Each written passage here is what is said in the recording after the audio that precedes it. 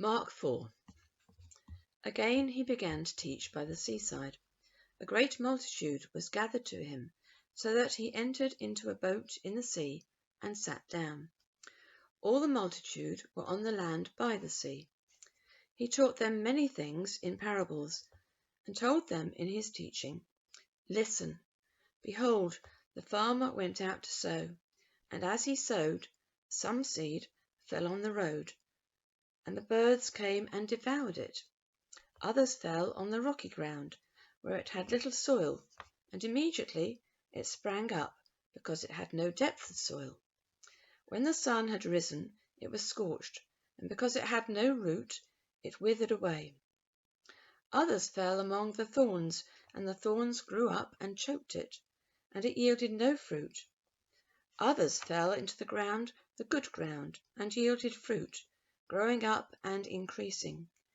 Some produced 30 times, some 60 times, and some 100 times as much." He said, "Whoever has ears to hear, let him hear." When he was alone, those who were around him with the 12 asked him about the parables. He said to them, "To you is given the mystery of God's kingdom, but to those who are outside, all things are done in parables, so that seeing they may see and not perceive, and hearing they may hear and not understand, lest perhaps they should turn again and their sins should be forgiven them." He said to them, "Don't you understand this parable? The farmer sows the word. The ones by the road are the ones where the word is sown, and when they have heard, immediately Satan comes and takes away the word which has been sown in them. These, in the same way, are those who are sown on the rocky places, who, when they have heard the word, immediately receive it with joy.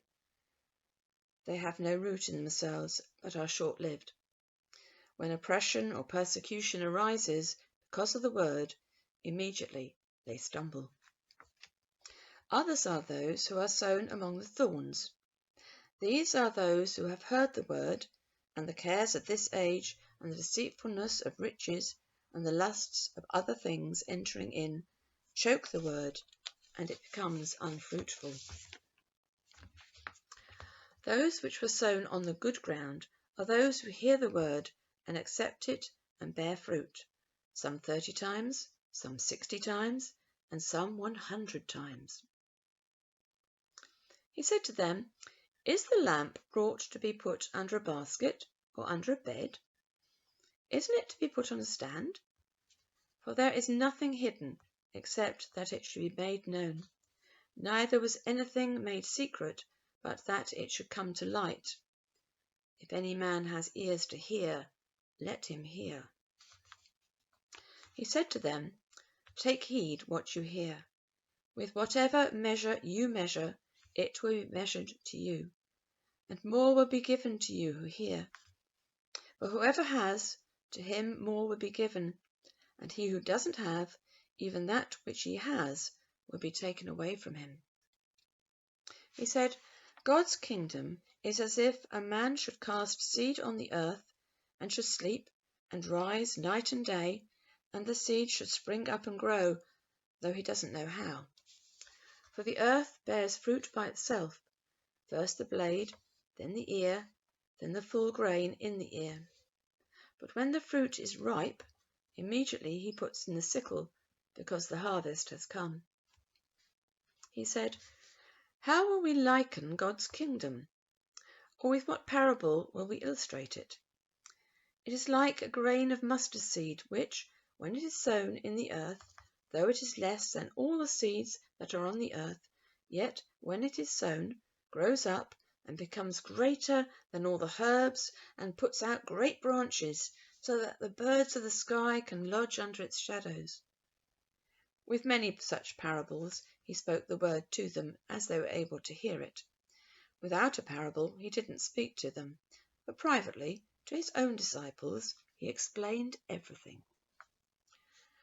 On that day, when evening had come, he said to them, "Let's go over to the other side."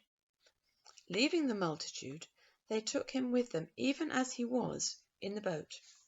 Some small boats were also with him. A big windstorm arose, and the waves beat into the boat so much that the boat was already filled. He himself was in the stern, asleep on a cushion, and they woke him up and told him, "Teacher, don't you care that we're dying?" He awoke and rebuked the wind and said to the sea, "Peace, be still." The wind ceased, and there was a great calm. He said to them, "Why are you so afraid? How is it that you have no faith?"